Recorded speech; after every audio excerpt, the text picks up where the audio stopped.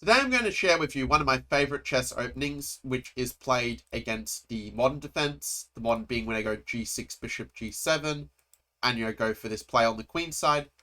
But the Mad Dog attack avoids that, as we played a move of bishop to c4, already eyeing that pawn on d7.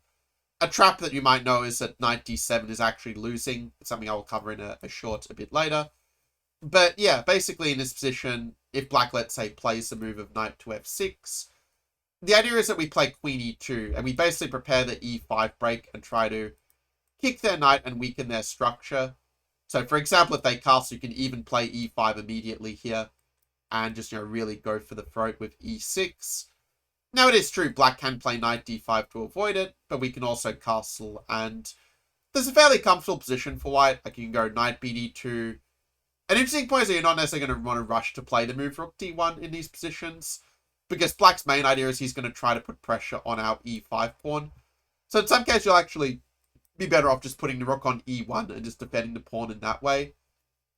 And if they do play bishop g4, yeah, we can kind of see why the knight goes to d2, so that we can play like h3 and, well, I guess you can play bishop d3 first if you want to keep the bishop. But yeah, basically it's the idea. You're kind of ready to like recycle the knight so that you have the bishop pair, so your rooks can come in the center, and just a very harmonious position for white with the extra space here. Now, granted, black probably, should retreat the bishop, but then again, we do have the extra space again, giving us a pleasant advantage after, say, bishop e6 and rook d1, for example. So, obviously, black has alternatives here, and we are going to see a few other approaches that can be played. Also, if you do want something a bit more positional, Magnus Carlsen has played the move of castles here as well.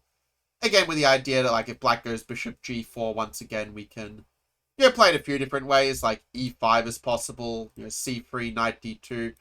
You've got a lot of playable moves here. It really comes down to a matter of taste, which is one thing I really like about this setup, that it's not so much theory, and yet there are a lot of decent ways that you can play it.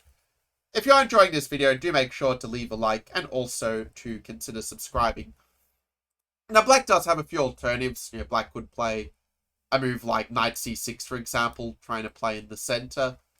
In this case, I find the move h3 to be a decent reply, where you just avoid this bishop g4 nonsense. And if they do play e5 at some point, let's say they castle and then play e5.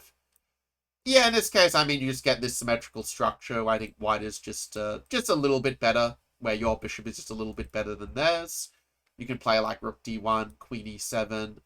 B3 is kind of a nice little idea where you go for bishop a3 and just try to weaken their structure a bit. And yeah, that's going to just give you a small and quite pleasant advantage in my opinion. And Ingen tends to agree.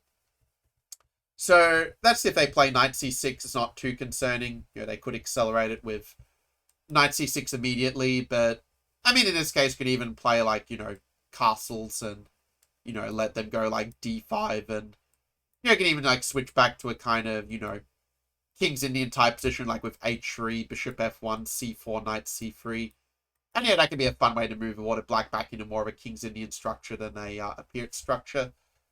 And also, it's nothing you might notice, like when they play knight f6, like you already move Orium out of the modern and into the Peerage defense, which is kind of nice.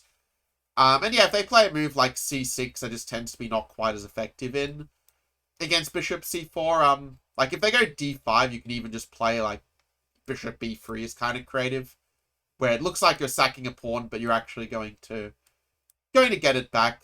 Just make sure you're not losing the pawn on d4. Just play c3 first. And like you're going to get that pawn back eventually, because you can always add more attackers to it if you need to. And once you have this space advantage, it's a very pleasant position for white to play.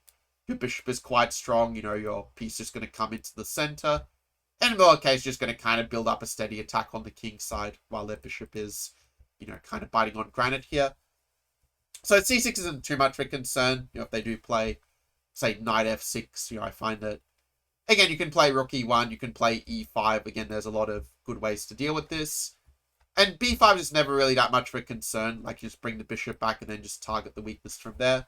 So just from fairly simple strategic ideas. And to conclude, I will share if they play e6. This approach I do face quite a bit in my online games, where black just goes for this kind of hippo approach with knight e7. And I think a good practical approach here is just to play like just in a style of a Geller system, but where your bishop is on b3 rather than d3.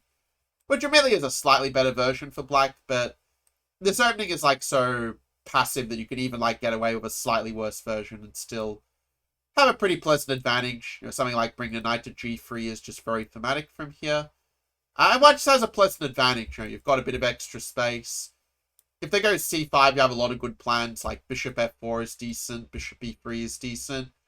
Even h4, h5, just trying to create some weaks on the king side is also quite interesting. So you're basically spoiled for choice. Like, whatever you play, you're going to have a little bit of a small advantage. Let's just say bishop e3, just for argument's sake. Because it's probably the simplest one to implement. But yeah, I hope that you enjoyed our little training on the Mad Dog attack. I wish you good luck with playing it in your own games, and comment below. What are your thoughts on the Mad Dog attack? Was there a particular move or idea that made a big impression on you from this training? Whatever the case may be, I will see you in the next one, and until then, take care.